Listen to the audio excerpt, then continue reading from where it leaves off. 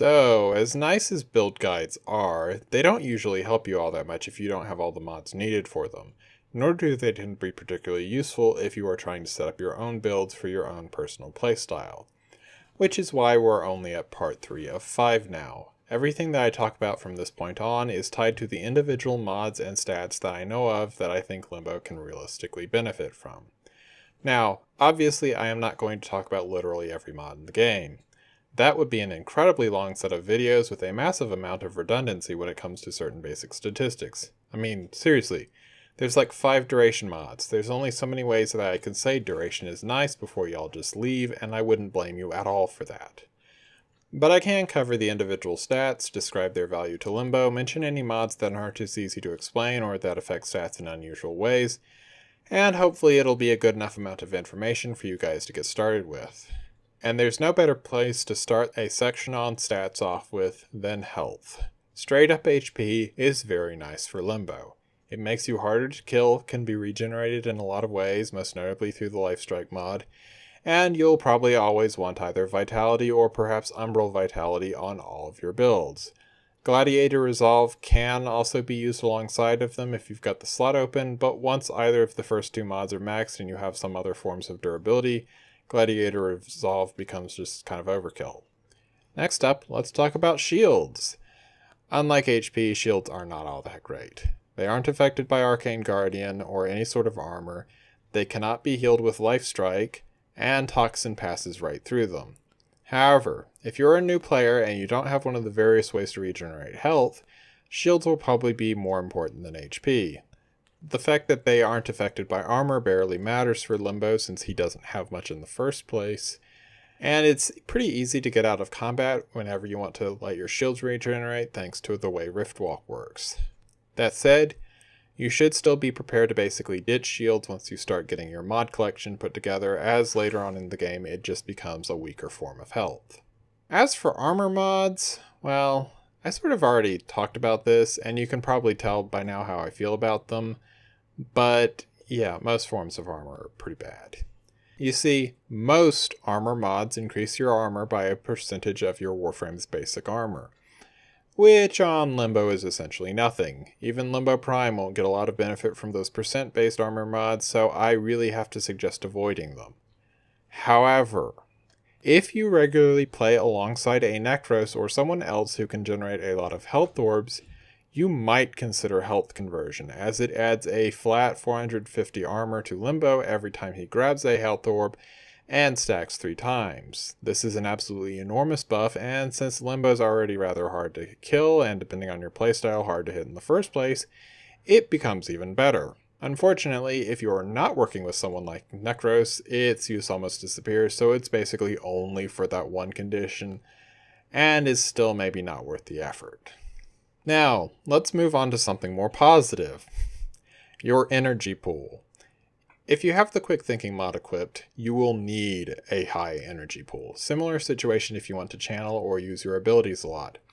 Channeling can eat through your energy fast, especially if you have something like Lifestrike equipped, and Limbo's abilities aren't exactly cheap in general, so a large energy pool can help out with that.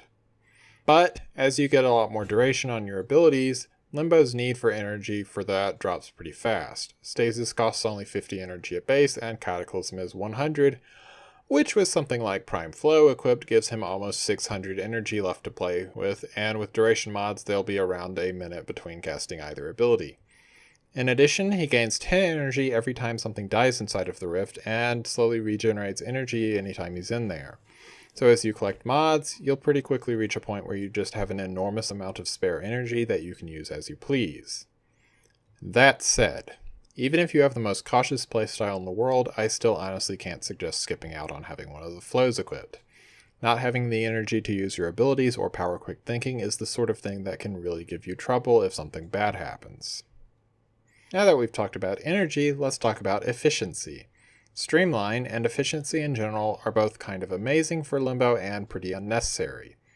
You see, Limbo has a lot of ways to get energy back. He gains it passively in the Void, every kill there gives him 10 energy, and of course Hunter Adrenaline's good for him, and Energy Siphon is not bad. And since all of those other sources of power give the same amount of energy no matter how much efficiency Limbo has, Efficiency mods are essentially amplified in how much energy they effectively give back. But at the same time, Limbo has a lot of ways to get energy back, doesn't necessarily need to use his abilities that often.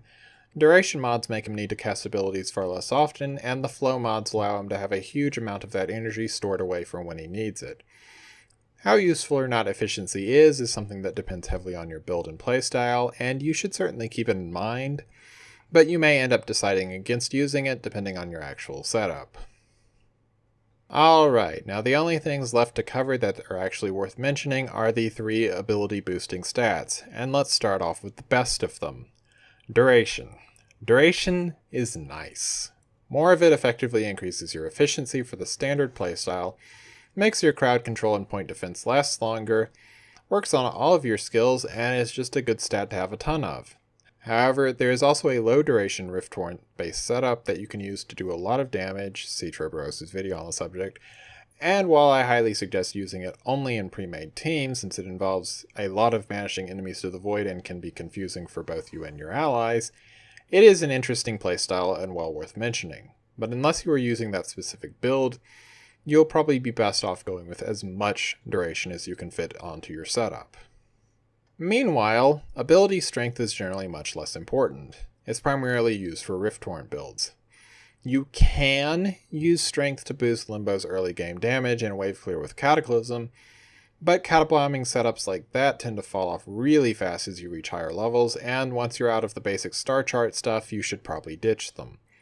However, the Rift Torrent and Haven mods use power strength to determine how much of their effects you get, so having at least some strength can be useful for those mods. And finally, let's talk about range. This is something that is far less frustrating for most players now that Stasis's bullet stopping effect is removed, but it still might often be best to go with a negative range setup.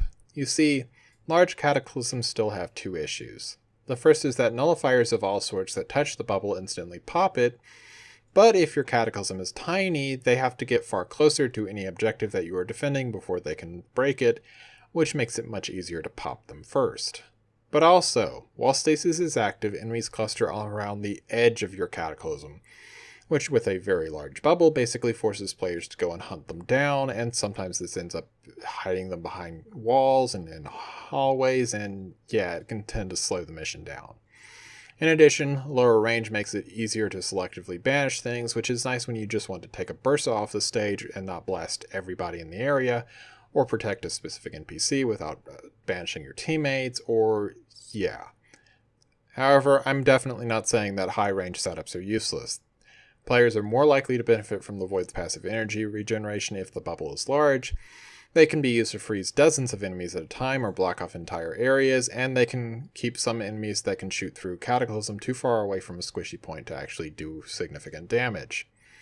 Personally, I swap between a large and small bubble setup depending on the mission, and I really do have to suggest that you do the same. Anyways, that's basically all I have to say about the basic stats you might want to aim for on Limbo. I could do other stats like sprint boost and such, but no. Anyways, next video will be the first one about specific mods, and it'll be a short one just covering aura mods and the various things you can slap into your Eximus slots. As always, I hope you've enjoyed the video. If you have, please leave a like and subscribe, and I will see you later. Farewell.